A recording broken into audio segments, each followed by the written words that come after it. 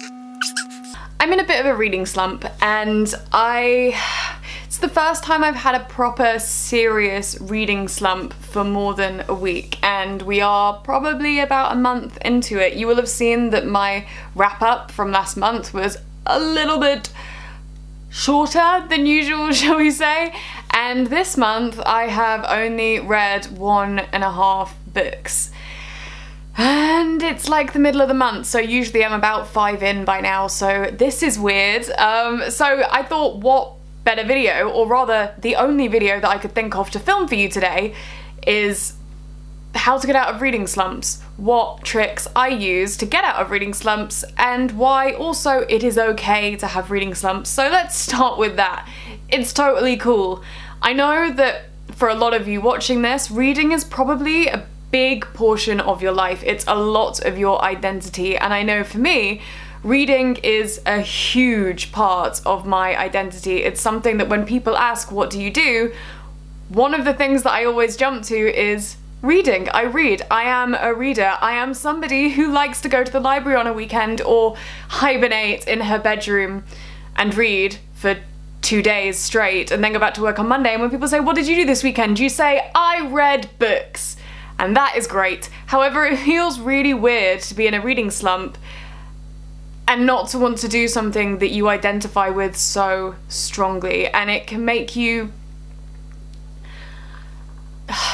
It just doesn't feel great. I'm not going to say it makes you doubt yourself, but it doesn't feel great because that is a big part of your life. So, just want to make it very clear that it is totally fine to have a reading slump. It is all good. If it means that you don't reach your reading goal at the end of the year, that's totally cool. Do what you want to do. I'm having a reading slump. I happen to want to get out of my reading slump. However, I am not going to attack myself every night and tell me that, like, I have to read when I'm having a reading slump because, like, it's just going to take one book, and I'm hopefully thinking that that one book is around the corner or about, hopefully, an hour away.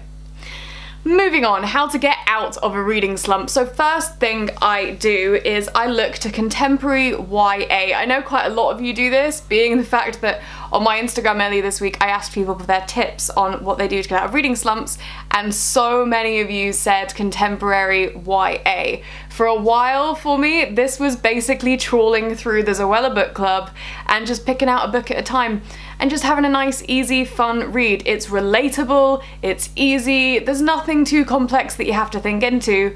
You kind of know what's going to happen from when you open the page.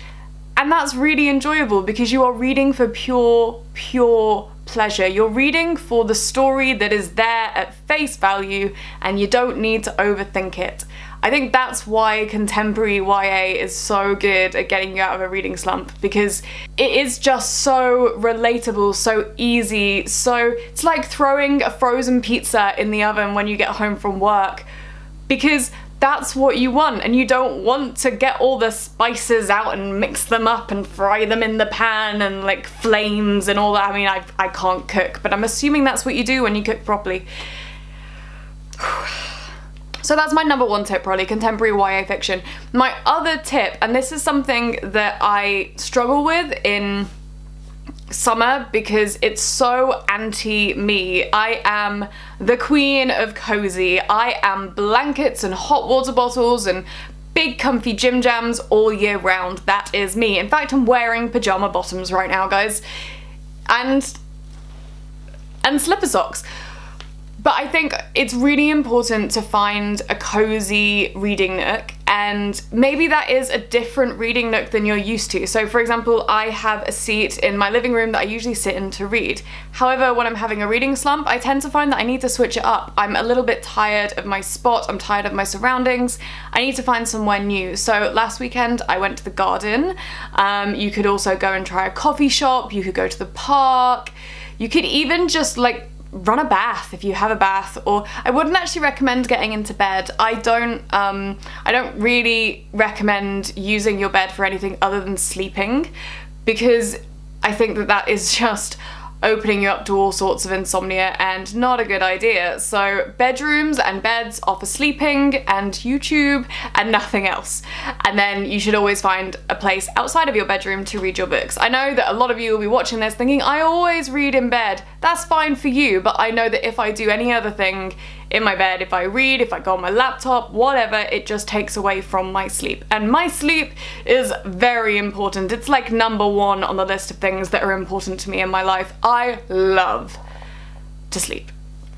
So if you have a cozy little reading nook, even if it's summer, guys, if you have your cozy little reading nook and you also have probably a hot beverage and you have also picked up some contemporary YA and it's still not working, I do have a third tip, and that is to find your favorite book and just skim read. Pick out a couple of chapters, have a little flick through, and reignite your passion for the story, for the reinvest your time in reading. And I think it's just about getting back into that routine. So for example, I got myself back into reading a couple of months ago because I was having a little bit of a lag, only for a couple of days, but either way it felt weird to me that I hadn't read in a couple of days.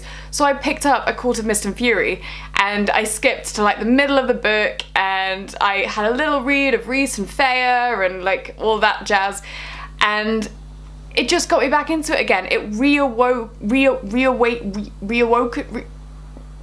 reawakened my love for reading rather than watching the TV, because I quite often find that it's not that I don't want to read, it's that I'm just very used to coming home from work and I'll put on the telly, or I'm used to coming home from work and picking up a book. But whatever I'm used to doing, it's very hard to break that habit. So I've got to be careful with myself. If I have one night I come home from work and I do one thing, I need to switch it up the next night, otherwise it becomes a routine.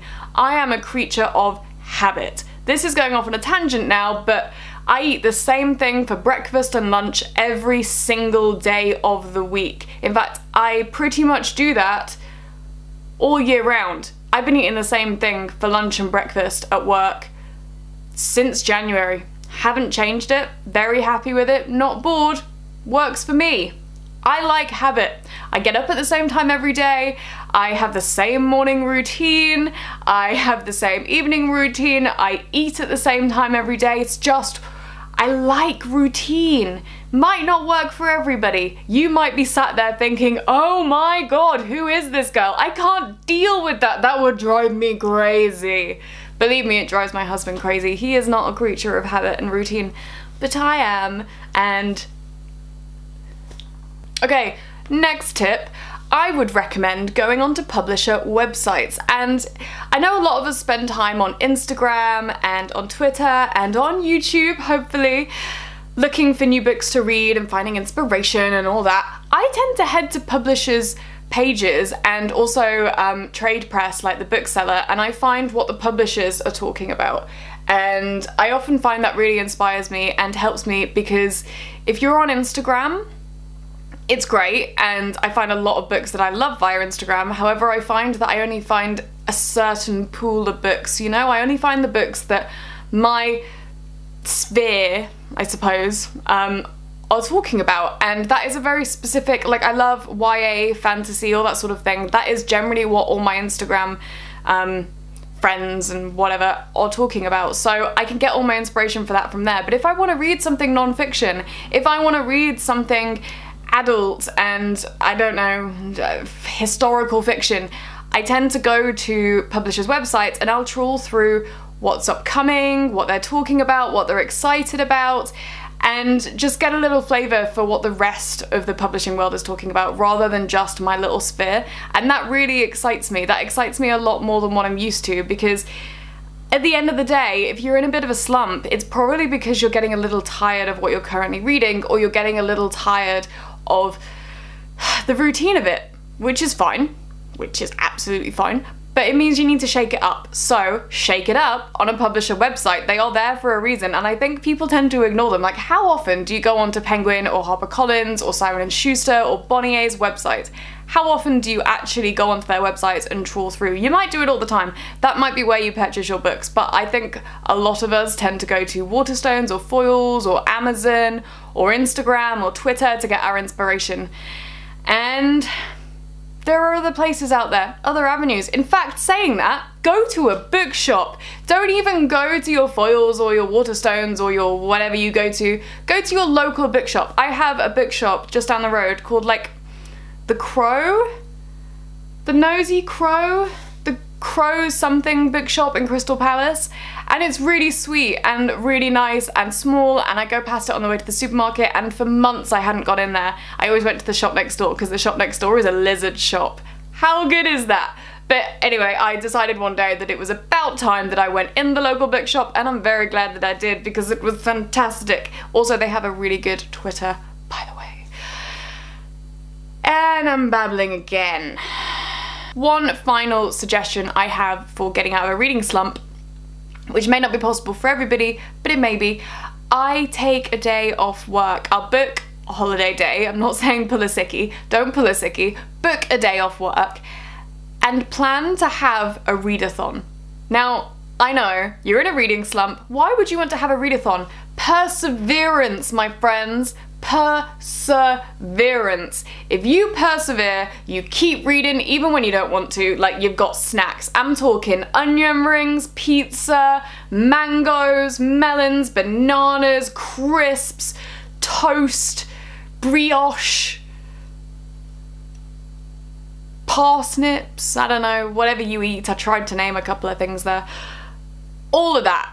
You want to get all of that, surround yourself with it, maybe some Pepsi, water, orange juice, surround yourself with it, and you bed yourself down for the next 24 hours and you read everything you can get your hands on, tirelessly tear through it. And I bet you by the end of that marathon, you may have wanted to tear your eyes out at certain points because you just weren't in the mood to read, but by the end of that 24 hours, you will be back into it. You'll be back in love with it, and you will be waiting to read another book the next day because you're back in it, you're back in the flow, and you're back loving yourself again for getting that piece of your identity back. And that is all I have to say on the matter, and I am now gonna switch this off and film another video, I guess. Bye guys! Oh, and I always forget to say this, but remember to subscribe, like, really, remember to subscribe and like and comment and chat to me and all of that stuff, because I do genuinely reply and like love it when you guys subscribe and stuff. And find me on Instagram. Okay, enough promotion. Bye!